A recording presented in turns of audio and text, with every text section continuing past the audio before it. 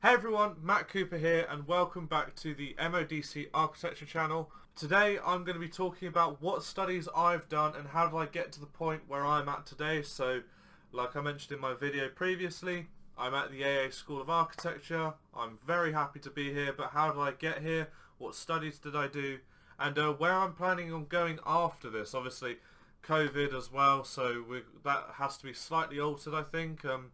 But yeah, let me explain it in the video. So firstly, obviously I did primary school, but I don't need to talk about that, let's be honest. I went into my secondary school and I looked to study things towards architecture. I knew I wanted to do architecture from an early age. So I started doing what's called the middle years program rather than GCSEs. It was like kind of an equivalent. I still had to do my GCSE English and Maths, so I actually gave myself like 2 extra exams to do, which wasn't very fun at the time. Obviously now I realise that it probably was a good thing to have my GCSEs, because you need your GCSEs in order to get a job sort of anyway. You need your basic C's and stuff, I think at least, maybe I'm wrong. But either way, I did Spanish, French, DT are the core subjects, so English, Maths and the sciences, physics, chemistry, biology, and then did geography as well. So I'm surprised I managed to remember all of that, but yeah, managed to do all of those, got decent, well, pretty good grades. I was quite happy with them, and so that let me continue in that college, and then I went on to do the International Baccalaureate rather than the A levels. I didn't have to do any A levels like as core stuff, luckily, not this time.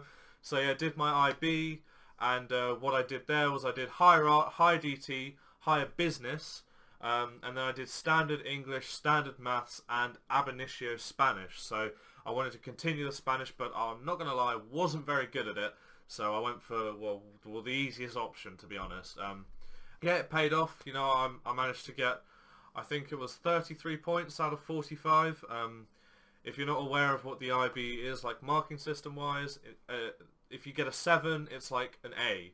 I understand actually GCSEs have turned into a numbered marking system, so maybe more people understand this than I realise.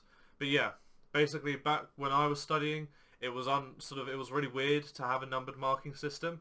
So I had to explain this thing to everyone constantly. But anyway, I'm rambling. Yeah, so I've got 33 points, and unfortunately I didn't get into either of my either of my universities. My first choice was, and my second choice was Loughborough, or it might have been Edinburgh actually. Yeah, so that was yeah, they both needed 36 or 37 points, and I only got 33, so I didn't get in. So I went into clearing. Clearing was stressful. It was so stressful. I looked at Manchester School of Architecture. They didn't want me.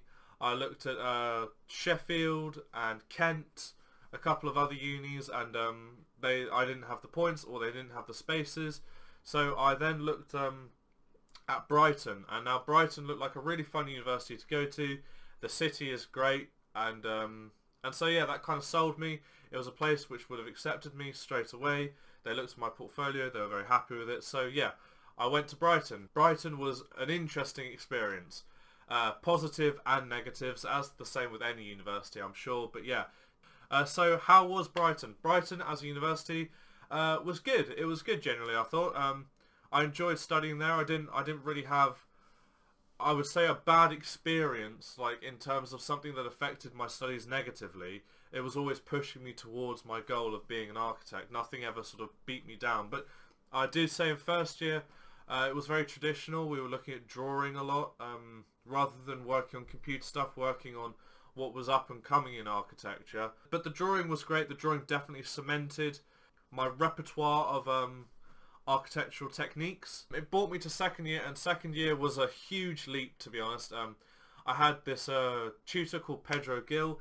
He tutors textures at the Bartlett University of Architecture, so that's University College London, so a very good architecture uni. So we were quite lucky to have such a good tutor, and yeah, he had really high standards. He was really harsh, but for me, I needed that kind of kick up the backside, because first year, I might say that, oh, we didn't do the tech stuff, we only did drawing, but I didn't help myself. I was pretty lazy in my first year. I went out a lot and didn't really do as much work as I should have done, and second year was a big wake-up call for me. I moved house closer to the university, which was good. That was a good bonus for me. I'd moved in with a friend who was in first year, and his friend as well. We moved literally right behind the university. So yeah, second year was very tough, and a big learning curve. You know, I went from a failing first year student to a 2-1 second year student. I managed to average a 2-1 over my second year. And so Pedro was my design tutor, and then I had my tech module, I had my professional practices module just starting at the end of second year. I had my environmental technical studies, and I had my humanities studies. For my design, I had to create this big portfolio, had to do 2 of them, 1 in first term and then 1 in term 2 and 3. The first term being the smaller project, which led to inspire the bigger project for term 2 and 3. And then the environmental and technical studies was done alongside the design as part of it, so you developed your design and your tech, because the two really do go hand in hand, you know, with what you're designing, and then you can develop it with the technical studies on the side of it. So that was good fun. And then the humanities was on an architectural topic, whatever you wanted to write about. It was an essay. And then at the end of the year, we went on to our dissertation research and our professional practices research. So what did I get in second year? I got a 49 in my first design, a 51 in my second design, I think, or a 50 even. And then I got 60s and above in my other modules. So that managed to bring me up to above 60 just. So yeah, that was lucky. And so second year was worth 25% of the marks for the entire degree, and third year was worth 75%. So kind of got my 2 stinker years out the way first, and then I was looking to move on to third year with a new hope, and kind of looking to really improve on what I've been doing, because I started to kind of click with the standards at the back of second year. So third year was great. Third year was my best year so far. I managed to get a high 2-1, which brought my average up to sort of a mid 2-1 to a higher 2-1 for my studies overall. I had a tutor called Graham, and he was brilliant. He managed to cultivate the hammering that I'd got from Pedro last year, and sort of helped me develop what I'd learnt in second year into sort of more succinct drawings in third year, and that really benefited me. Again, it was the term 1 design project, then term 2 and 3. It's the best work I've produced so far. Obviously I think I'm producing better work at the AA, but we'll move on to that in a minute. So yeah, third year was great.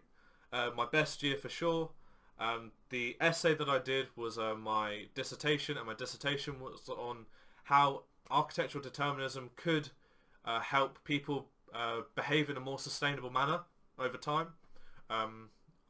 You know, if you want to read it, or if you want to just take a look at it, it's all on my website. I'll leave the link to my website in the description. Please do go check it out. It's got all my work up until the AA, I believe. So I did really well in my third year, and that kind of gave me a point where I could stop and think, what do I want to do now? Because coronavirus had kicked in, we'd moved online. So what did I want to do? Did I want to go into the working environment, or did I want to go back to education? And obviously I explained in a previous video that I couldn't really find a job, so I went for education, and I applied to the Architecture Association, managed to get in. I was so happy after knowing how prestigious a university it was, so I'm very lucky to be going there. So you know, I'm very grateful, and I'm looking forward to producing hopefully my best work this year. I'm doing a foundation year to really sort of hone in on my skills, and then push forward into producing some great master's work. In terms of the teaching, the difference between the AA and Brighton, there is a difference. I'd say the teaching at Brighton was very much kind of, they guided you, whereas at the AA it feels a bit more collaborative.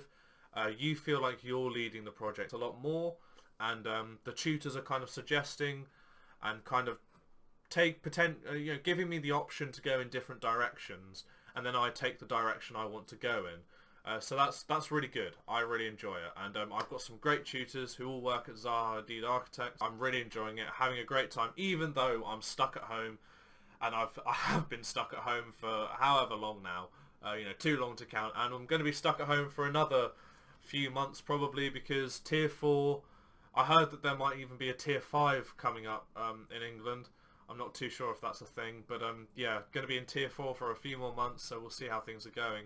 But yeah, based on the future, what am I going to do after this? So I've mentioned that I'm going to do my Masters, 2 years of Masters, because I want to do my Part 2 studies rather than just do a Masters and then go into the architectural world.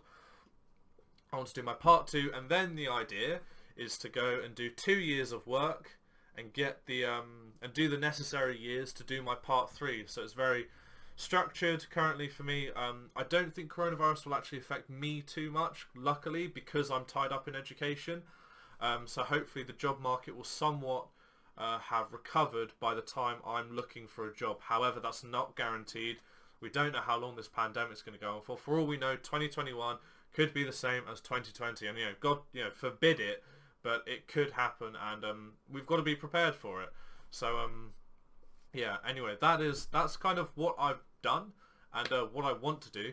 If you have any questions, let me know. If you did enjoy the video, please leave a like, and if you're new around here, please hit that subscribe button.